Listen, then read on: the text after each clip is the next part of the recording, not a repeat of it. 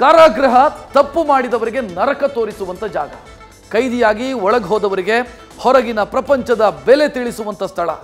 ಸದ್ಯ ಈ ಕಠಿಣ ಸ್ಥಿತಿ ನಟ ದರ್ಶನ್ಗೂ ಬಂದಿದೆ. ಕೊಲೆ ಆರೋಪದಲ್ಲಿ ಜೈಲು ಸೇರಿರೋ ದಾಸನಿಗೆ ಕತ್ತಲ ಕೋಣೆಯ ದಿವ್ಯ ದರ್ಶನವಾಗಿದೆ. ಜೈಲು ಶಿಕ್ಷೆ ಅನುಭವಿಸಿ ಬಿಡುಗಡೆಯಾದಂಥ ಕೈದಿಯೊಬ್ಬರು ದರ್ಶನ್ ದಿನಚರಿಯ ಬಗ್ಗೆ ಮಾಹಿತಿ ಕೊಟ್ಟಿದ್ದಾರೆ.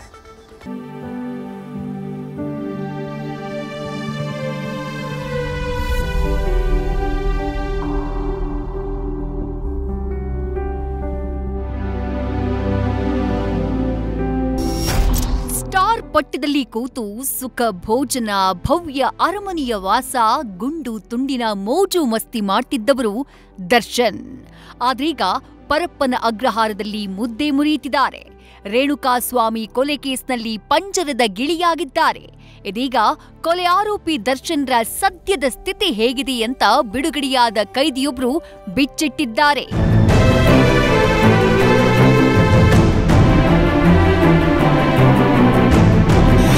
ಜೈಲಲ್ಲಿರೋ ದರ್ಶನ್ಗೆ ಕಾಡ್ತಿದೆ ಪಶ್ಚಾತ್ತಾಪ. ವಿಐಪಿ ಸೌಲಭ್ಯವಿಲ್ಲ, ಸಾಮಾನ್ಯ ಕೈದಿಯಂತೆ ವಾಸ.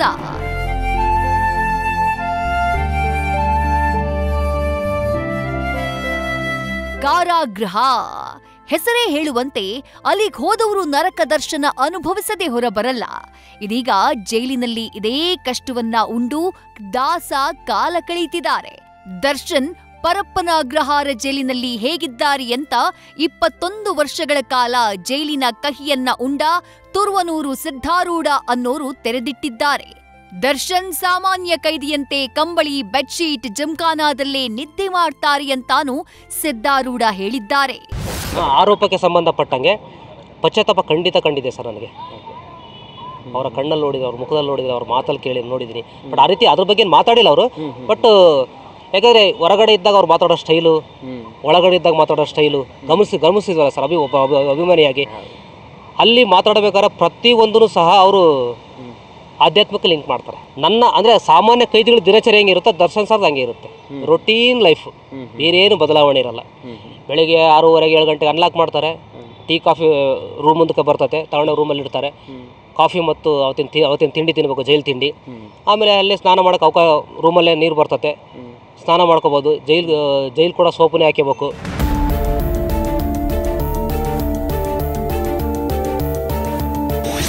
ದರ್ಶನ್ಗೆ 10 ನಿಮಿಷ ಧ್ಯಾನ ಹೇಳಿಕೊಟ್ಟಿದ್ದ ಸಿದ್ಧಾರೂಢ. ಧ್ಯಾನ, ವಾಕಿಂಗ್, ಟಿವಿ, ಪುಸ್ತಕಗಳೇ ದರ್ಶನ್ ದಿನಚರಿ.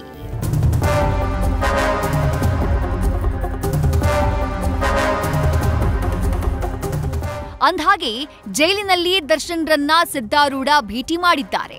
ಅಲ್ಲದೆ ದಾಸನಿಗೆ 10 ನಿಮಿಷಗಳ ಕಾಲ ಧ್ಯಾನವನ್ನು ಹೇಳ್ಕೊಟ್ಟಿದ್ದಾರಂತೆ. ಇನ್ನು ಜೈಲಿನಲ್ಲಿರೋ ದರ್ಶನ್ ಧ್ಯಾನ ಮಾಡ್ತಾ ಆಧ್ಯಾತ್ಮದ ಕಡೆ ವಾಲಿದ್ದಾರಂತೆ.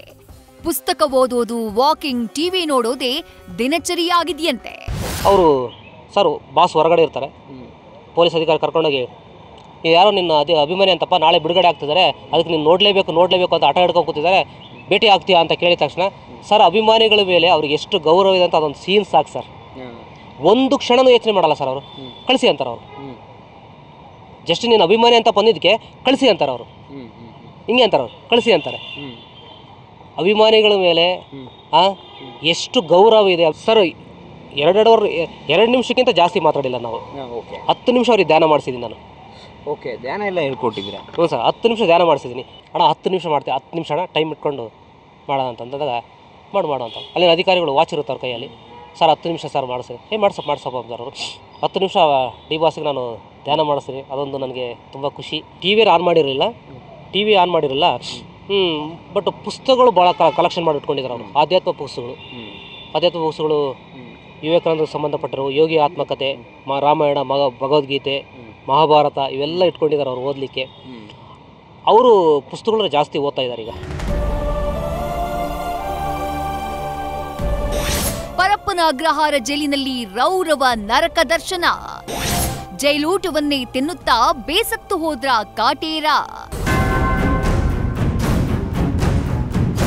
ಅಂದ್ಹಾಗೆ ಚಿತ್ರದುರ್ಗ ಮೂಲದ ತುರುವನೂರು ಸಿದ್ಧಾರೂಢ ತಂದೆ ಮೇಲೆ ಕೈ ಮಾಡಿದ ಅಧಿಕಾರಿಯ ತಲೆ ಕಡೆದು 27ನೇ ವಯಸ್ಸಿನಲ್ಲಿ ಜೈಲು ಸೇರಿದ್ದ ವ್ಯಕ್ತಿ.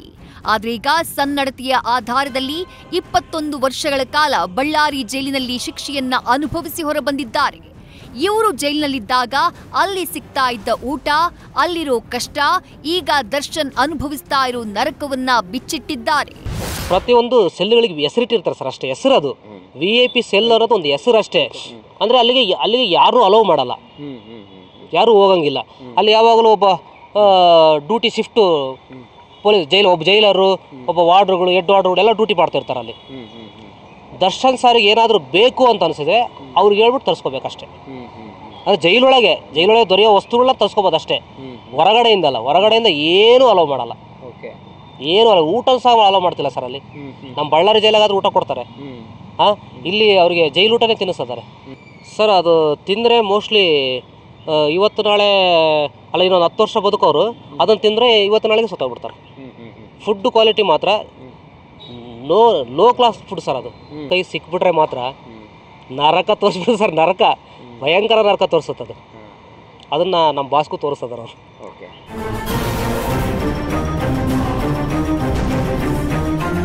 ಕೊಲೆ ಕೇಸ್ನಲ್ಲಿ ಕಾರಾಗೃಹವಾಸ ಅನುಭವಿಸ್ತಾ ಇರೋ ಕಾಟೇರನಿಗೆ ನರಕ ದರ್ಶನವಾಗ್ತಿದೆ. ಜೊತೆಗೆ 1 ತಿಂಗಳಲ್ಲೇ ಜೈಲುವಾಸ ಸಾಕೆನಿಸಿದೆ. ಅದಕ್ಕಾಗಿಯೇ ಮನೆ ಊಟಕ್ಕಾಗಿ ಹಾತೊರೆಯುತ್ತಿದ್ದಾರೆ.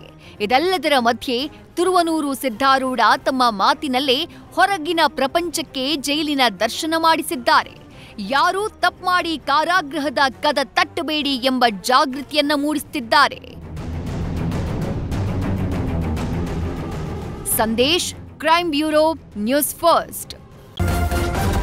ನ್ಯೂಸ್ ಫಸ್ಟ್ ನಿರ್ಭೀತಿಯಿಂದ ನಿಮ್ಮ ಪರವಾಗಿ.